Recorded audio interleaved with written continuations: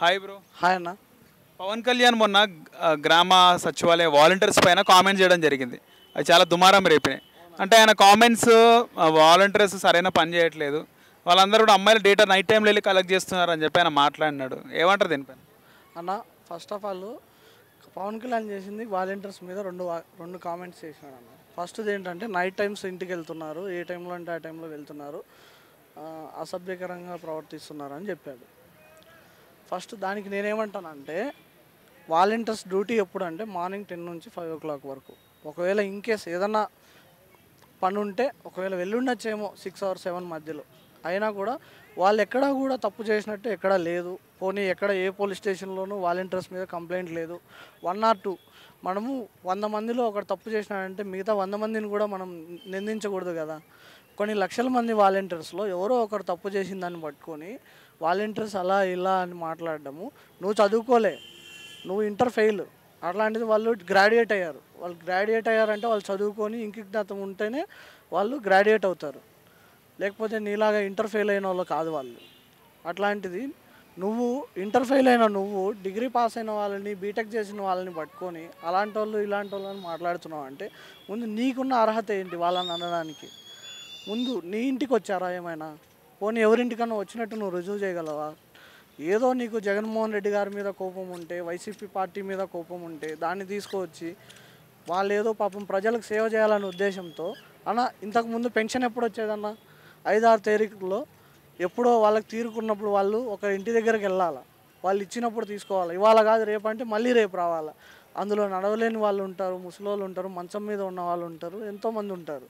వాళ్ళకందరికీ ఆదివారం అయినా సరే 1వ తారీఖున వాళ్ళ పెన్షన్ అందుతుందంటే ఎవరి వల్ల అన్న? వాలంటీర్స్ కదా. వాళ్ళు ఇంత కష్టపడి ప్రజలకు సేవ చేస్తుంటే కేవలం 5,000 రూపాయలు తీసుకొని 5,000 అంటాడు. నీకు సినిమాకి కొన్ని కోట్లు తీసుకుంటే నీకేం తెలుస్తుంది 5,000 విలువ? 5,000 వాళ్ళకి కావాలి, వాళ్ళకి అవసరం. వాళ్ళు ప్రజలకు సేవ చేసి జగనన్న చెప్పాడు కదా వాలంటీర్స్ని లీడర్స్గా తయారు చేస్తానని. వాళ్ళు ప్రజలకు సేవ చేసి నాయకుడు అవ్వాలనే ఉద్దేశంతో వచ్చారు. వాళ్ళు సేవ చేసుకుంటున్నారు, వాళ్ళ పని వాళ్ళు చేసుకుంటున్నారు. వాలంటీర్స్గా వాళ్ళు పనిచేసేటప్పుడు వాళ్ళకి లేని బాధ నీకెందుకు? అంటే ప్రజలకు సేవ చేయడం తప్ప నీ ఉద్దేశంలో? అంటే నీలాగా సినిమాలు చేసి కోట్లు తీసుకోవాలని అంటావు. ఎవరు ఇష్టం వచ్చిందో వాళ్ళు చేసుకుంటున్నారు అన్న. సాఫ్ట్వేర్ ఫీల్డ్కి వెళ్ళాలనుకున్న వాళ్ళు సాఫ్ట్వేర్కి వెళ్తున్నారు, సేవ చేయాలనుకున్న వాళ్ళు వాలంటీర్గా వర్క్ చేసుకుంటున్నారు. నువ్వు అలా కామెంట్ చేయడం తప్పు కదా. ఇంకొకటి ఏంటన్నాడు, డేటా అన్నాడు.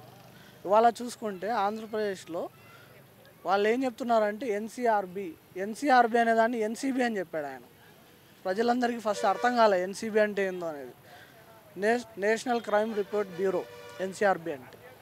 అది ఆయనకు తెలియదు. ఫస్ట్ ఎవరో రాసి ఇచ్చారో అది చెప్పాడు ఎన్సీబీ అనేసి. తర్వాత ఎన్సీబీలో ఉన్నది ఏంటంటే ఆంధ్రప్రదేశ్లో మిస్ అయిన కేసులు పెరిగినాయి. అన్ని రాష్ట్రాలతో పాటు ఆంధ్రప్రదేశ్లో కూడా పెరిగినాయి. ఈ కరోనా వల్ల సంథింగ్ ఇష్యూస్ వల్ల పెరిగినాయి. ఆ రికవరీ రేటు కూడా ఆంధ్రప్రదేశ్ ఇవాళ 2nd ప్లేస్లో ఉందన్న 78%తో. మరి అంటే వాళ్ళే తిరిగి వచ్చినా సరే, లేకపోతే పోలీసులు పట్టుకున్నదైనా సరే 78%తో ఆంధ్రప్రదేశ్ అనేది 2వ స్థానంలో ఉంది. ఇప్పుడున్న మనమున్న తెలంగాణకు కంటే బెటర్ పొజిషన్లో ఉంది ఆ విషయంలో.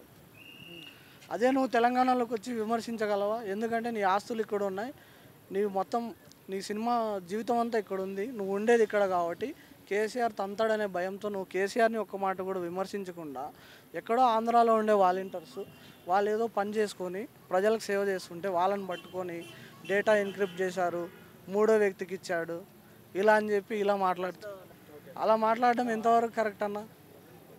ఫస్ట్ నువ్వు పూర్తిగా తెలుసుకోవాలి అసలు విషయం ఏంది అనేసి. రెండోది డేటా అంటే ఏం డేటా తీసుకుంటారన్న వాళ్ళు. ఇప్పుడు పెన్షన్ కావాలనుకో ఆధార్ కార్డు తీసుకోవాలా, రేషన్ కార్డు తీసుకోవాలా, అవన్నీ మినిమం కదా. అవి లేని పెన్షన్ పెట్టగలమా?